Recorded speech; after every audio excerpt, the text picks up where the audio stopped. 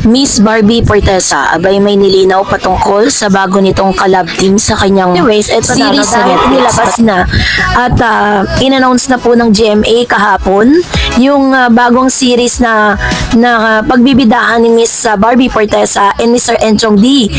Ang collaboration po ng ABS-CBN at ng GMA. Ang si Mr. Enchong D kasi is an actor coming from ABS-CBN. Dati niya pong collab team ang si Miss Erich na ngayon ay parang naglaylo na rin sa showbiz dahil siya po ay nag-asawa na.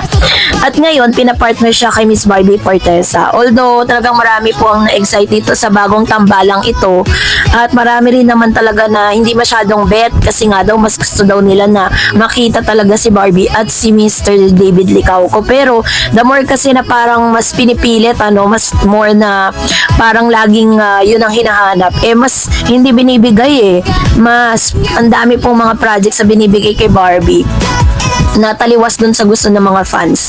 At meron din mga nagkomento na kasi daw, isa rin daw sa pinaka-biggest reason dahil nga daw yung last na project ni Miss Barbie at David, hindi raw ganon kalaki yung kinita.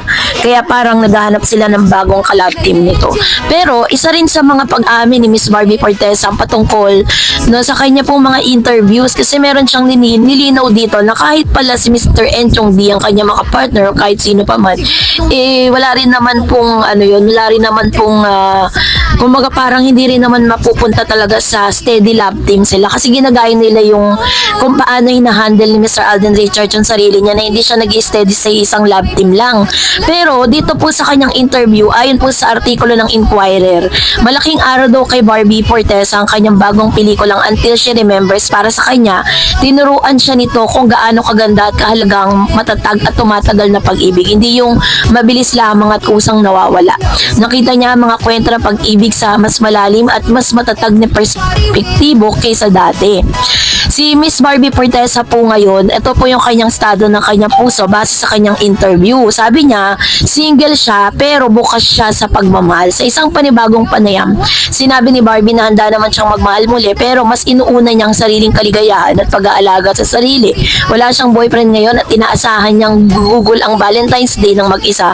Ngunit masaya at fulfilled siya kasama mga kaibigan at mga proyektong kanyang kinahihiligan. Mula sa mahabang relasyon tungo sa self-love, noong January 2025, official niyang inihayag ang paghiwalay nila ng dati niyang nobyo na si Jack Roberto matapos ang 7 taong relasyon. Napos niya ito sa maganda at mapagpasalamat na paraan at walang samaan ng loob at parehong nagpapasalamat sa mga masasayang alaala. At sinabi rin ito na mas pinagtutuunan niya ngayon yung tinatawag na self-love era nga niya ngayon. Matapos ang breakup, buhay ni Barbie ay hindi puro drama kundi isang panahon ng paglago at malasakit sa sarili. Mas naging aktibo siya sa pagja-jogging at fun run at ginagamit ito hindi para fitness kundi pati sa mga charity events. Mas inuuna niya ang kanyang mental at emotional well-being sa pamamagitan ng self-care, quality time kasama ang mga malalapit sa kanya. Sa social media, madalas siyang mag-post sa mga reflections at maliit na lakad na nagpapakita ng peace at contentment sa solo life. May mga proyekto rin na nagpapasaya sa kanya ngayon. Una na dito, habang hinaharap ni Barbie ang bagong yugto ng kanyang buhay, hindi rin siya nag-iisa sa showbiz. Patuloy siyang bida sa mga pelikula at serye, kabilang na ang Until She Remembers at iba pang bagong proyektong nagpapakita ng kanyang versatility bilang actress. So, kung ibubuod po natin yung kanyang sitwasyon ngayon, so si Miss Barbie po ngayon, yung kanyang love life, single at open sa pagmamahal. Ang kanyang emotional being, masaya siya, kontento at inaalagaan ng kanyang sarili. Sa kanyang career naman, aktibo at sa pelikula at proyekto. Sa personal growth, focus sa self-love at healthy lifestyle.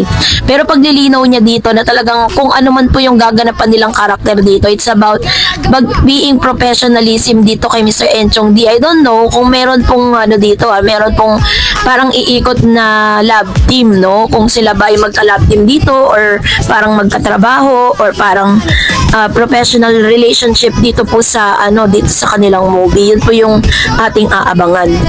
At kahapon inalabas na po nila yan kung paano po iikot ang storya ng kanilang serye. Kaya naman kaabang-abang ito.